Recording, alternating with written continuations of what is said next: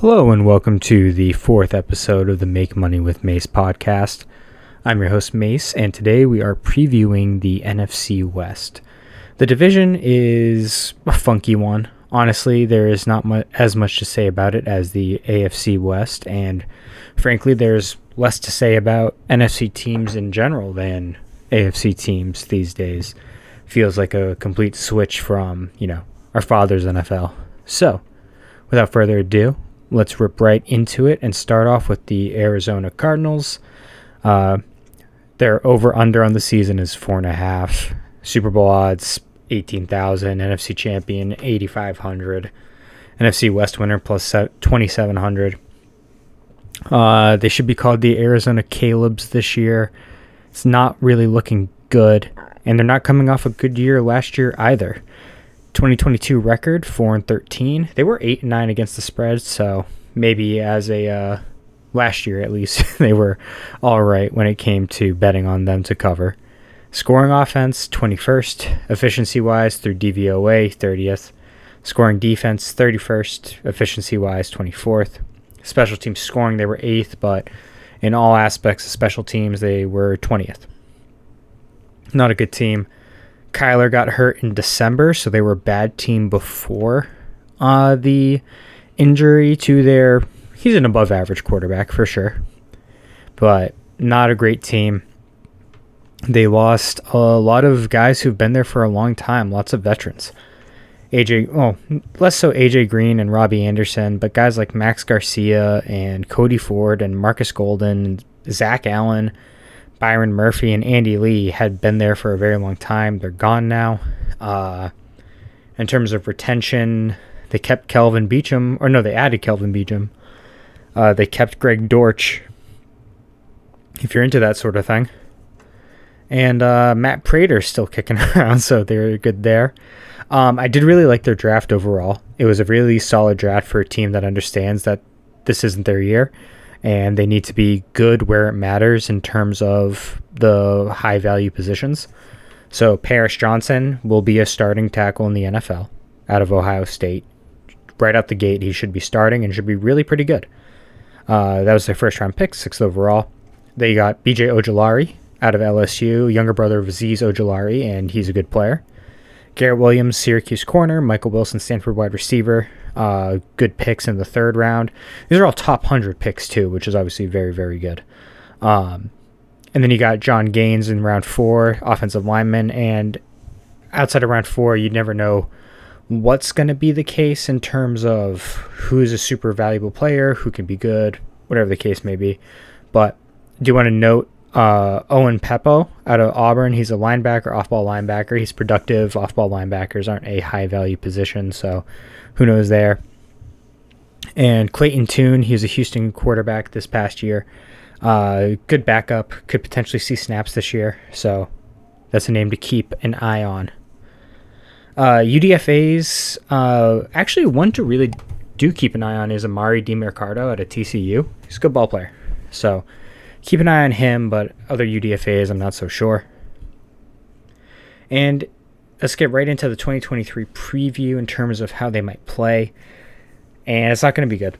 Kyler Murray is not going to be around. Week 5 is the earliest, but I think he's going to be sitting out the entire season. Just makes sense when you have such a late injury, like season-long injury. December ACL tear is never good. And I just don't know how competitive they're going to be without Kyler. And even with Kyler, they weren't competitive. Don't like their head coach. Jonathan Gannon is a defensive coordinator who got to use a lot of talent and play incredibly safe schemes and was never really challenged. And when he was challenged, the Chiefs carved up a defense that should frankly have not been carved up the way it was.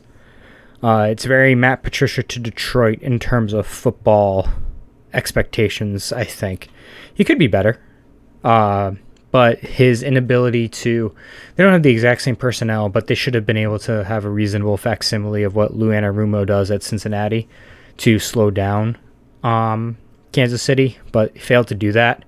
And we might have again, very similar situation to the Patriots where the next guy in at defensive coordinator for the Eagles might be better, like how Brian Flores was. So who knows? Jonathan Gannon is, he just scares me. It's not I don't think it's a great hire. Steve Keim left. He was a longtime GM, but that might be a good thing. Just because his track record has been really poor. He's just been there a long time. He's not very good. Monty Ossenfort is a decent GM. I mean, that remains to be seen. I did like his draft. I thought it was very, very good. Between Paris Johnson and BJ Ojolari. Those two picks alone, and the fact that he was traded down to gain another first-round pick next year to go along with their, in all likelihood, top 5 pick that they're going to be getting. It's probably going to be a top half of the draft pick, too, because Houston will be better than they were last year, but that's not a really hard mark to clear. So, yeah, it's some combination of Colt McCoy and Jeff Driscoll and potentially Clayton Tune at quarterback. The defense is losing Zach Allen, J.J. Watt, Marcus Golden, and Byron Murphy. All starters, all veterans. It's not a good situation right there. A.J. Green and Robbie Anderson are gone, and it's only Marquise Brown, Hollywood Brown, as the number one receiver, and he's just not a number one guy. Tight end room is not great. Old man Zach Ertz, Trey McBride, and Jeff Swaim. It's just really, really bad. I think James Conner is going to be getting a lot of fantasy value this year if you're into that sort of thing. But he's really their only plus player, and even then, who knows if he's going to be able to last. But yeah, I think the under is very much in play for 4.5.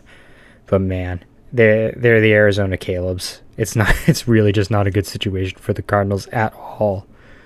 Player prop, James Conner at 700 over. I like over 725.5 rushing yards at -105. He misses games every now and then, but you can count on him to play the bulk of the season. Last year he only played in 13 games and ran for 782 yards. 2021, 15 games, 752 yards on 202 carries. I think 725.5 is, right around where he's going to finish, but he consistently finishes over that mark, and because of how bad the passing game is going to be, I think he's going to see a lot of carries. So for sure, take that. Now moving on to the Los Angeles Rams, over under 6.5, Super Bowl plus 6,500, NFC champion plus 3,500, NFC West winner plus 1,000. Last year in 2022, 5-12, 7-11 against the spread. 2022 scoring offense, 27th. They were 23rd by DVOA. Defense was 22nd, 18th in DVOA. Special teams, 25th, DVOA 23rd. So they were a team that they are who we thought they were, and it was the worst title defense ever. Obviously, that's just sort of a known fact at this point. But man, I think that just the whole everything came home to roost last year. And in the blog, I compared it to a Faustian bargain, and it really was. They mortgaged the future, but they got the Super Bowl out of it, right? And that's the whole point of Mephisto and the Faustian bargain, right? They got the pleasure. They got the pleasure beyond anything else in the world, and now they are in hell, suffering right now. So that's sort of what the vibe is going to be. The difference, though, between a team like the Rams and a team like, a bad team like the Cardinals we just talked about, is that if they're healthy, they'll bare minimum be average because they have too many players that are too good. And in their draft, it started off great. I think their first and second round picks were really, really good. Between Steve Avila out of TCU, that dude's awesome. He's a guard. Really great mauler, holds up in pass protection, just an instant improvement on their offensive line. Byron Young and Kobe Turner to bolster the defensive line is really, really smart. I think they had the worst pick in the entire draft in round 4 with Stetson Bennett. That's just lighting a pick on fire. 26-year-old rookie quarterback, get him out of here. It's ridiculous that he was even picked. Just so stupid. And for a team that made fun of other teams for their draft picks, I can't believe that they would ever pick Stetson Bennett. Just a horrific waste of a draft pick. And then Nick Hampton in round 5, Warren McClendon in round 5, Davis Allen in round 5, and Puka Nacua in round 5. Those are good ball players. Nick Hampton, Appalachian State edge. He'll be productive. He'll be in the rotation. Warren McClendon is a project offensive lineman. He's more likely than not going to be playing inside at guard than out at tackle, I think. And then Davis Allen and Puka are probably going to see targets this year. They're good ball players. And then you're going to be seeing the round 6 and 7 picks and at least a couple of their 26 undrafted free agents because they have so much money tied up in a handful of players that they need all these UDFAs. They couldn't re-sign anybody. They lost their entire secondary with Jalen Ramsey, David Long, Taylor Rapp. They lost Nick Scott. They lost Matt Gay. They lost Riley Dixon. They lost their entire special teams unit, their kicker, punter, and long snapper. They lost Bobby Wagner. Lost Leonard Floyd, and lost Brandon Powell, who's a really good returner for them. Obviously Baker, but that's not really that big of a deal. But then they retained Hunter Long, which is all right. He's a decent tight end. But yeah, I don't know. I think the Rams are going to be mediocre just because Matthew Stafford, if he's healthy, is not terrible. Cooper Kupp's awesome. Aaron Donald's awesome. They're going to steal a game or two here and there. I think that it's just health, what it comes down to. I think instead of 6.5, I think the defense will be not great. I think it might be better with healthy Aaron Donald because remember he missed games for the first time ever last season. I think it'll be a little bit better. I think that Cooper Kupp he's just awesome. He just needs to be healthy and be there, and the offense is transformed. I think that health is just the biggest factor. The coaching staff's good too, and they didn't have coaching churn. It wasn't poached like it typically is. They didn't lose everybody. So I think having a steady year at the coaching staff, like within the coaching staff, along with healthy Matthew Stafford, healthy Cooper Kupp, healthy Aaron Donald, it'll be easier to get the UDFAs and all these rookies moving along, and they're all pretty talented. Like UDFA-wise, one that I remember seeing was, who is it? It is, Tion Evans out of Louisville. That dude's gonna get snaps, and he's good. He's a running back. Be on the lookout for him. Don't be shocked if it's, who is it? Yeah, Tyler Hudson, another Louisville guy. Don't be shocked if he gets snapped. Don't be shocked if Braxton Burmeister gets snaps. Like, these guys are going to be getting snaps, and they're going to be all right. They're with a good coaching situation and just a decent team overall, so be on the lookout for those. Over or under, 6.5 is too low, I think, for a McVay coach team that has a healthy offense. Like, the player health is good. So I think over for sure. I think that they'll end up in the 7 to 10, 10 to 7 range, which is obviously over 6.5. Player prop, Cooper Kupp, 1,250.5 yards on the season. Lock it up if he's healthy. That's what he does. And yeah, that's really all I got to say on the Rams. They're just such a bizarre team. It's hard to really, really rank them, and you just sort of have to bank on their best players being healthy and the coaching staff being able to implement all these really young players in a smart way. So it's funky. It's really hard to preview and extrapolate just because there's so much unknown. But I do think that the base is there for maybe a run at a wild card. But that's really about it, I think, from the Rams. And move on to a team that is frankly much, much more interesting in terms of their ability to do damage in the playoffs, the Seattle Seahawks. Last year they came out of nowhere, favorite to have the number 1 pick in the whole NFL. They win 9 games. This year they're over under set an 8.5, Super Bowl plus 3,500, NFC champion plus 1,300, NFC West winner plus 200. And I see no reason for regression aside from a precipitous drop off a cliff from Geno Smith. They lost some Seattle staples like Rashad Penny and Travis Homer. Austin Blythe, Gabe Jackson, the offensive lineman, but that's not really that big of a loss. They lost Cody Barton and Jonathan Abram, which Again, not the worst things in the world to be losing those guys. They retained Geno. They signed Phil Haynes, the guard. They signed Evan Brown, who's going to be playing center or guard for them. They got Bobby Wagner back, which is obviously just good for vibes. And then they got Mike Jackson and Julian Love and Ryan Neal as safeties. So decent offseason for sure. The draft was awesome, as Seattle drafts tend to be. Devin Witherspoon, 5th overall pick, Illinois corner. He's going to fit right in. Jackson Smith and Jigba out of Ohio State. The dude's a monster when he's healthy and should fill in at the slot immediately and be productive. Second round, keeps getting better. Derek Hall, monster edge out of Auburn. Great ball player. And then running back Zach Charbonnet. Running back is still a little funky, but Zach Charbonnet is a really great change of pace back for them.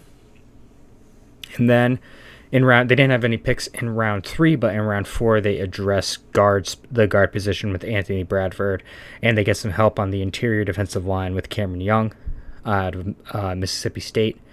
And then rounds 5, 6, 7, nothing really too crazy to look out for. Kenny McIntosh, the Georgia running back, was a 7th round pick. I imagine he gets in the rotation. We got a billion undrafted free agents, which is how Seattle rolls. One to keep an eye on, who was just a really good ball player, is Jake Bobo, the UCLA wide receiver. Played mostly at Duke, but really was good at UCLA with Chip Kelly. So I imagine he could end up with a roster spot. But other than that, I don't know what they're going to be doing aside from being, special teamers or practice squad guys with the UDFAs. And getting right into the actual preview, it's all about Geno Smith. Last year, 4,282 passing yards, threw 30 touchdowns to only 11 interceptions, led the league in completion percentage with 69.8%, and had an overall passer rating of 100.9. It's all about environment for the quarterback, and Geno beforehand was playing for the Jets, and the Jets are hell. They are quarterback hell. They are NFL hell. They're not a good organization. Organizations are top down, and, Woody Johnson as your owner, who hires Rex Ryan, who only had 2 good years because of the crazy talent they had on defense. Not a really good spot to be in organizationally, following up Mark Sanchez and getting punched in the face by, frankly, just a barely NFL caliber player. Just a clown show that he got away from. And, in 2021, when Geno filled in for us, he had basically the same numbers in 3 starts, right? If you extrapolate out his 3 starts to the full season, he had a completion percentage of 68.4%, 5 touchdowns to 1 interception, 702 yards on 95 attempts. He basically has been Pete Carroll and Brian Schottenheimer drew up an offense that he could succeed in. It's a system offense that he played within, and he was incredibly successful. The roster overall is very good, especially offensively. Charles Cross and Abraham Lucas are anchoring the tackle spots, and it's just a really good spot to be in. DK Metcalf and Tyler Lockett are beasts. They're known commodities at this point. They make big plays, and having JSN in the slot now forces one-on-one coverage everywhere. Tight end room is really, really good between Noah Fant, Will Dissly, and Colby Parkinson. And then Kenneth Walker and Zach Charbonnet are going to be running the ball well. It's a really, really good offense. The defense was very bad. They were very, very bad against the run. I think they'll be better against the run because of who they added on defense in terms of Cameron Young, the defensive lineman, and getting Bobby Wagner back. And Jamal Adams is back, who's great at coming up in the box and playing against the run. So I think that the defense will be better in that regard. The pass defense is going to be awesome. Between adding Devin Witherspoon to their group with Quandre Diggs and Tariq Woolen already, and Jamal Adams is healthy and coming back, and big freaky corner being added to that mix, that's a really, really good secondary in the making, and they were average last year, right? So they were 17th in DVOA in pass defense. I think that can potentially get into top 10, and I think they're just better than they were last year. I think the over is going to hit. The NFC is just weaker overall every single season, especially like the North is incredibly weak as a division. The South is incredibly weak. The East is very, very good, but still don't fully trust some teams consistency-wise. So I think the over is going to hit for sure, 8.5. I don't see that crazy of a regression from Geno. And even if he does regress a little bit, the roster is overall better, and I think that can make up for any sort of completion percentage or turnover regression we see from Geno. And the reason why I don't think he'll regress is because he wasn't good at stuff that's high variance. He wasn't amazing under pressure or making crazy throws and having stuff being pulled out of his butt and it just working. He was just consistently hitting his guys. He was making the right reads. So if he can continue to do that, the team will continue to be good. As a player prop, DK Metcalf over 900.5 receiving yards. The dude's had at least 900 receiving yards every single season of his career, and he doesn't miss games. So I think 900, as long as he's healthy, is going to hit. Seems like stealing to me. And that's all I really got to say about the Seahawks. They're a really good team, well-coached, well-run machine, with Pete Carroll and John Schneider at the top. And then we move on to maybe the most puzzling team in the whole NFL. It makes no sense. John Lynch. We'll get to John Lynch. He bothers me tremendously. But it's the San Francisco 49ers. Their over-unders 10.5. Super Bowls plus 1,000. NFC champion plus 400. NFC West winner minus 165. And if there were ever a team to make you believe quarterback doesn't matter, in 2022, they went 13-4 with the combination of Jimmy G and Brock Purdy, 11-6-1 against the spread. Scoring offense, they were 6th. DVOA, they were 6th. Defense, they were 1st. DVOA, they were 1st. Special teams, they were 1st in terms of scoring. DVOA, they were 4th. So the team's awesome. The roster is incredible. And even with losing Mike McGlinchey and Charles Omenihu and Samson Ebukam and contributors, like Jordan Willis is a contributor. And Charles Omenihu was a massive contributor, right? Azeez Al-Shaair, the off-ball linebacker, these are good ball players. And I think the I think the idea that they will be a little worse in some aspects because they lost Jimmy Ward, Robbie Gould retired, Tavarius Moore's gone, Emmanuel Mosley's gone. They added Javon Hargrave and Deshaun Gibson, and those are really good players right there. Colton McKivitz is ready to step in behind Mike McGlinchey. They added John Feliciano, who's a serviceable guard. They retained Jawan Jennings, who's a good ball player. And yeah, I just think the roster's really good in the draft. They're proven to be able to draft and develop very well.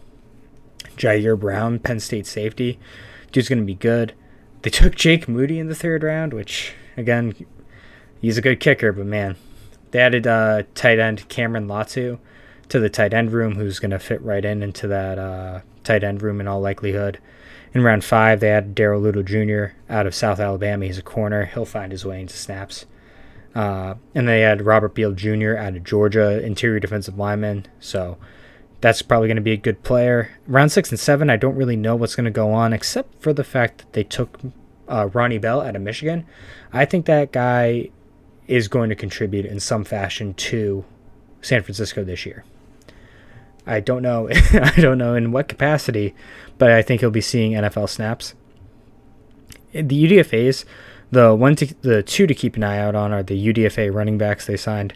Ronald Awatt out of Texas El Paso. UTEP has had a decent football program the past few years, and it wouldn't shock me if Ronald Awatt gets snaps in the regular season. I think Kaylon Laybourne out of Marshall, too, is a candidate to get snaps at the running back position. It's a pretty running back agnostic offense where it feels like everyone can just be plugged in and contribute. So I think that's going to be the case in 2023 as well. And speaking of 2023, no one knows who's playing quarterback for the San Francisco 49ers, but they're being penciled into the NFC Championship game. And that is because, well, the NFC is bad on the whole. It's just not a good division. It's not a good conference in terms of relative highs and lows, right? To have a team that just doesn't have a quarterback that Vegas and bettors overall are still very confident in to potentially make the Super Bowl at only plus 400 is it's pretty crazy to me. Or plus 1,000 to win the NFC at plus 400 is crazy to me. To have minus odds, again, we don't know who's going to be playing quarterback.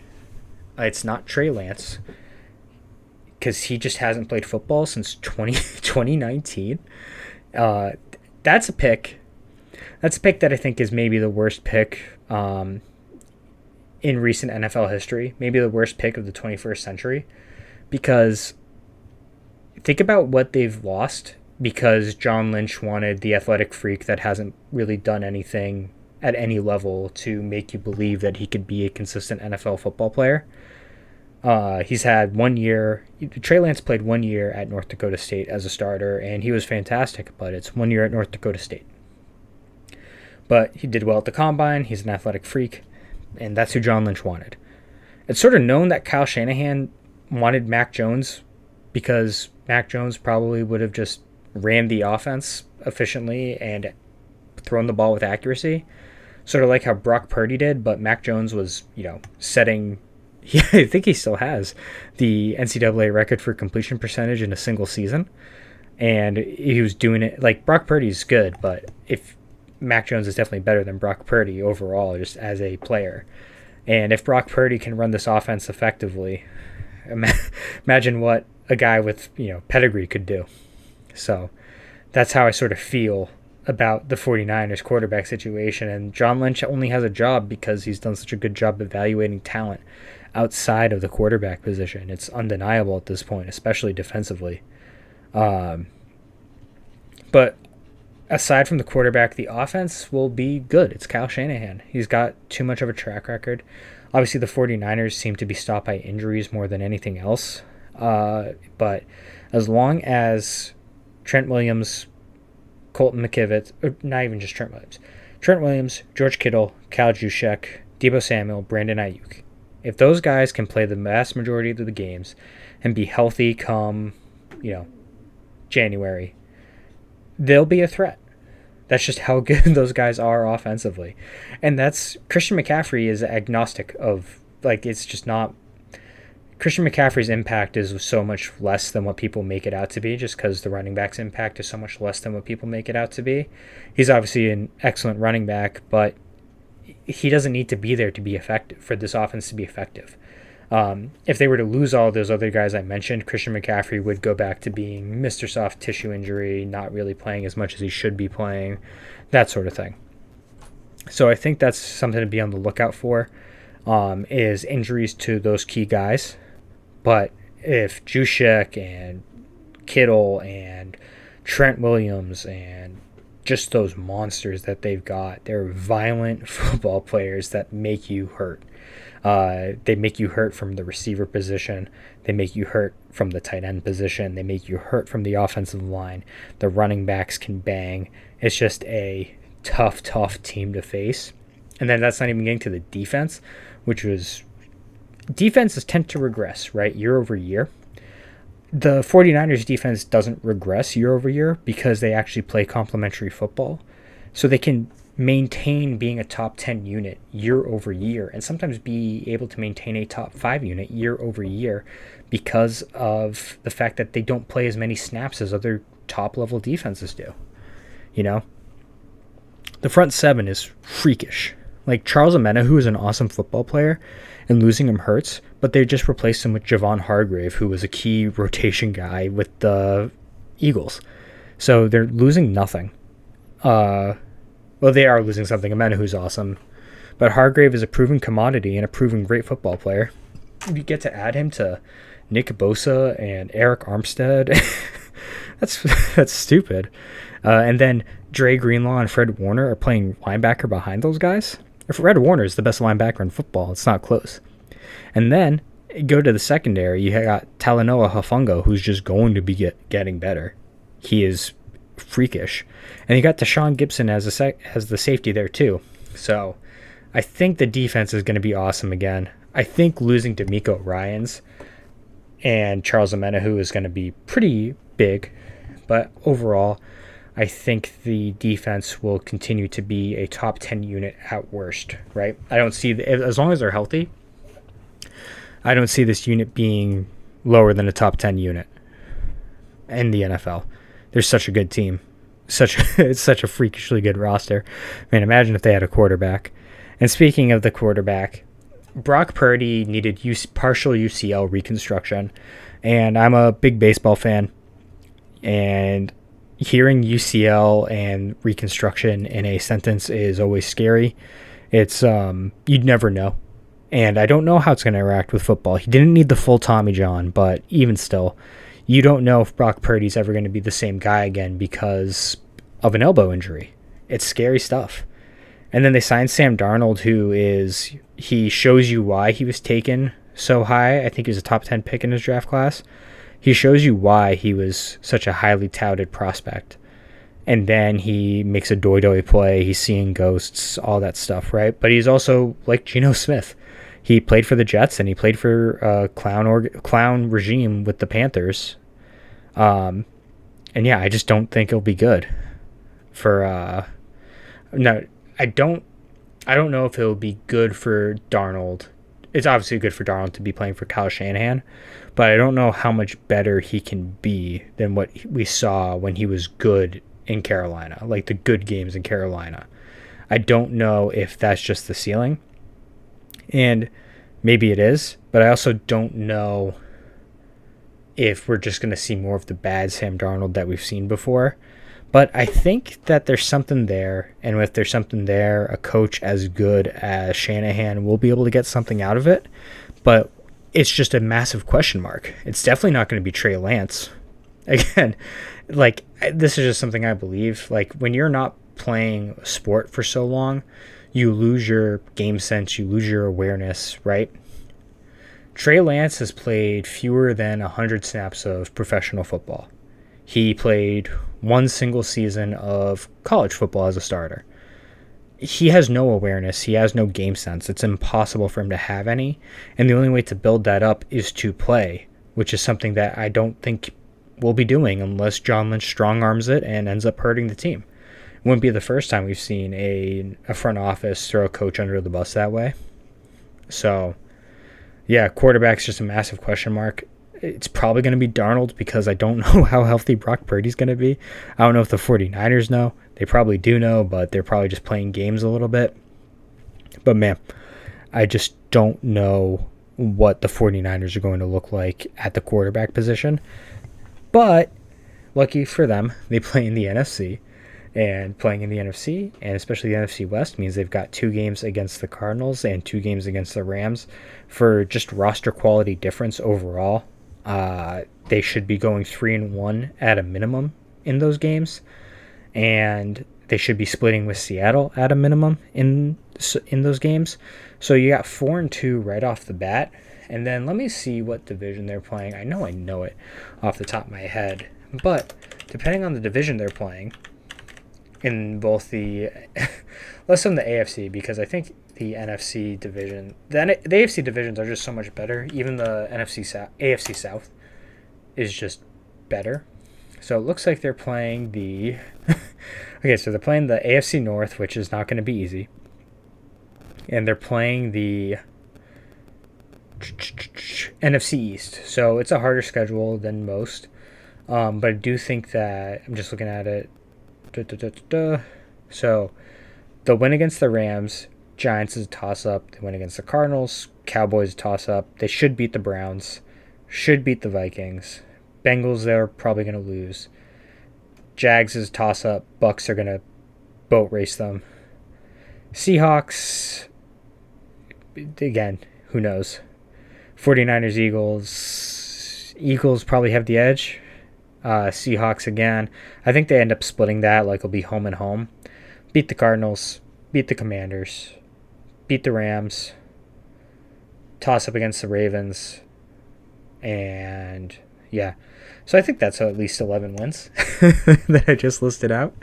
So yeah, that's where I'm at with the 49ers. They're such a bizarre team. There's no consistency to them. There's no real aspect to believe in, aside from the fact that they have an amazing roster with the exception of the most important position. And teams like that scare me.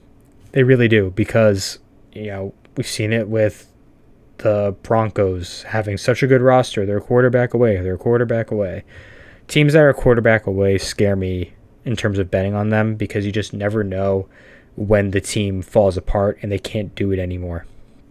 Like, if the defense gets injured, I don't know what's going to happen to the 49ers. Because I don't know if they've got a quarterback that can navigate them through the dark times of the season when you have to deal with a ton of injuries. Granted, they haven't had that since Colin Kaepernick in 2015. And this unit specifically hasn't really had that. Like, Jimmy G, when healthy, is serviceable. So, I don't know. I think they win the division still pretty easily. I think over or under 11-6 seems like the minimum this team will have. And for a player prop, if you're interested in that, Fred Warner will have 125 combined tackles. He's done it for 3 straight seasons. I see no reason why he won't do it for 4. So, yeah, that's what I've got on the NFC. Deciding between the North and the South. I think I'll preview the Norths next because, frankly, it's a lot like the AFC. The AFC West and NFC West have a similar vibe to the AFC North and NFC North, where one division is incredibly intriguing and has lots of juice to it and has many different outcomes, and one division is is not good. So, see you there on that. And yeah, signing off. Peace out, everybody.